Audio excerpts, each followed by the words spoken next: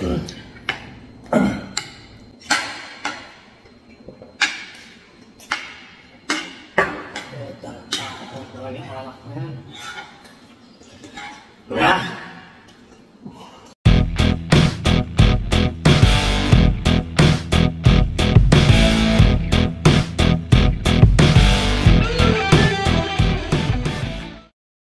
good day sa inyo mga ropa.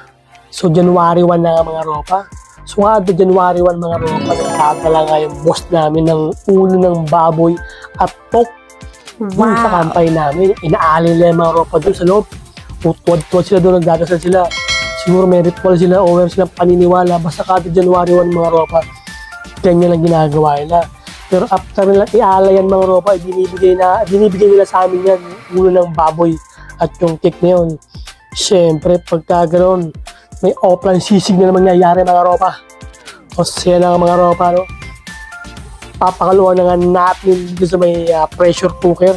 Siyempre, nilagyan ng konting-konting pampalasa, luya, daw ng paminta, at kung ano-ano pa yung mga ropa. Yan, nagsimula na nga natin painitin yan mga ropa. Siyempre, habang nag-aantay na 40 minutes, merienda muna tayo. Siyempre, ang pork. Yan, perfect combination. Pork at kape. The best siya mga ropa. After 40 minutes, malambot ka na. Pwede ka na.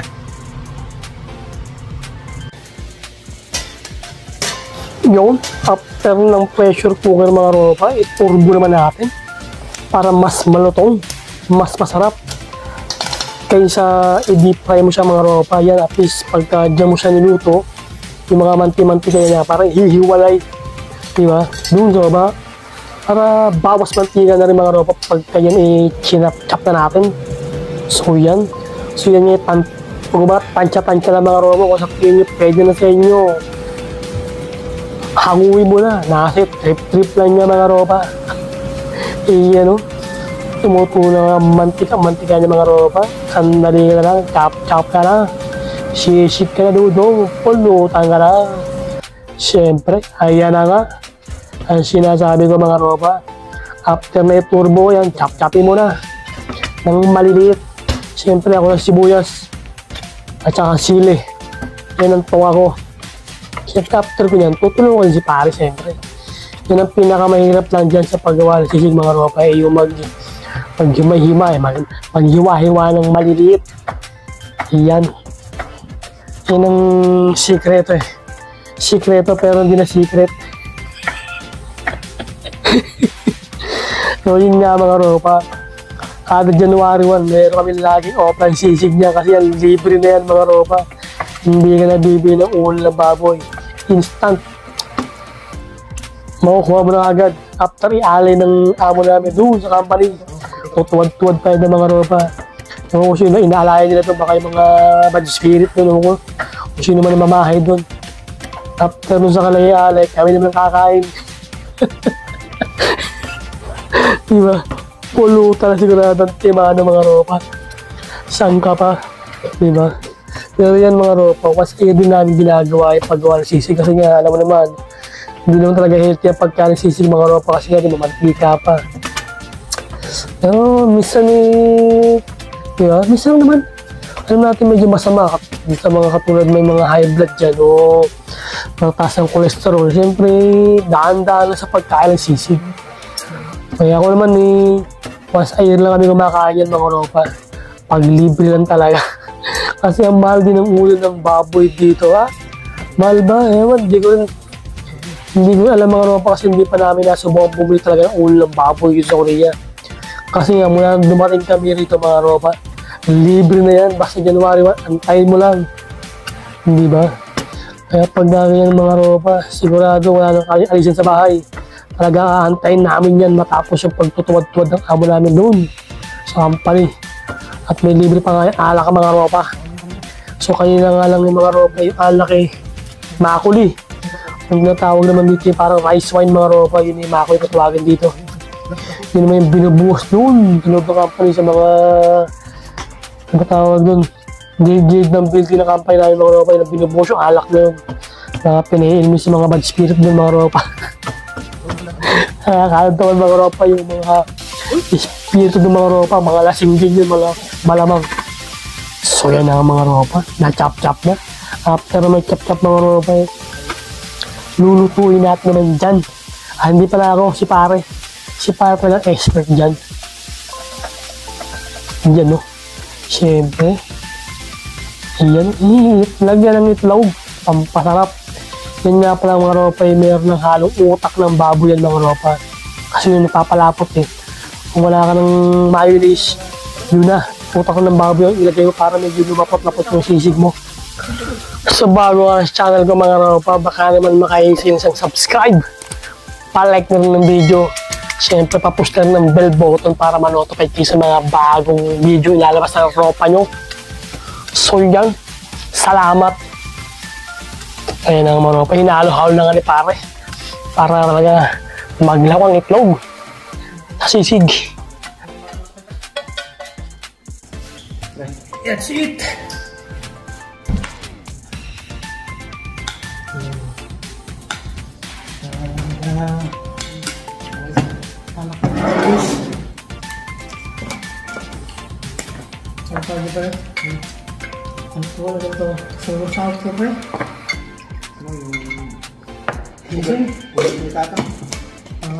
Ugat puno, gano'n ka alam. Tonso?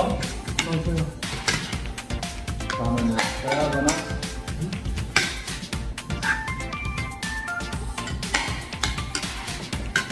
Malban.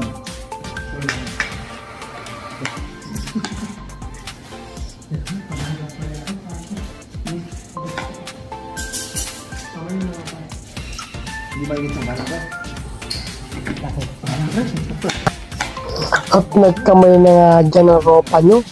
Siyempre, ang sarap kumain na nakakamay mga ropa, di ba? Masuot ka sa marami. Masuot ka sa marami. Oo, ito. Bayan naman eh.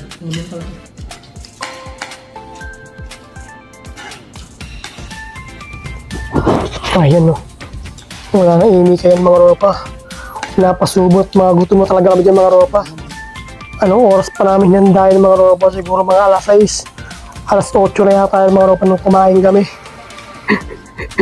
Siyempre, medyo tagay na rin yan mga ropa. Yung alak na nigawa sa mga ugat-ugat yan. Baka ugat pa ni tatang yan eh. Yung matandang yung mga ropa. Sa kanyang alak yan. Kaya kada magiinom kami, binibigyan kami yan mga ropa.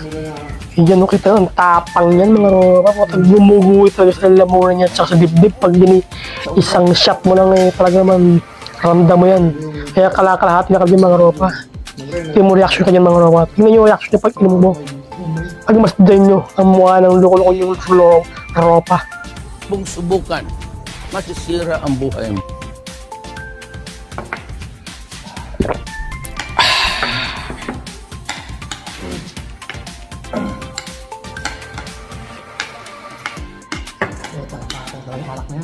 Okay.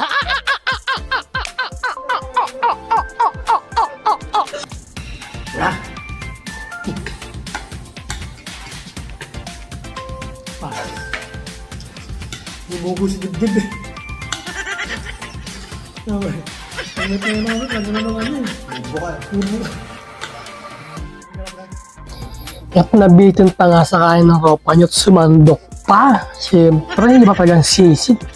Mapaparami ka ng kanin talaga mga ropa. So yun.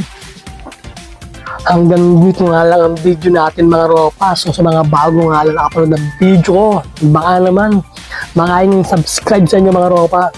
Isang like at saka papindutan ng bell para ma-notify kayo sa mga bagong video ilalabas ko.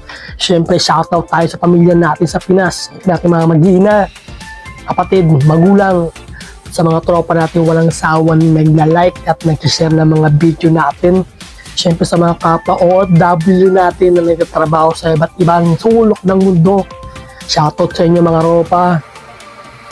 Ingat kayo palagi. Stay safe. God bless all mga ropa. Happy New Year again. Siyempre, isa lang naman ang wini-wish natin kahit taon mga ropa. Siyempre, no, yung masayang pamilya, at saka malusog na pangangatawan at wala nagkakasakit sa pamilya natin.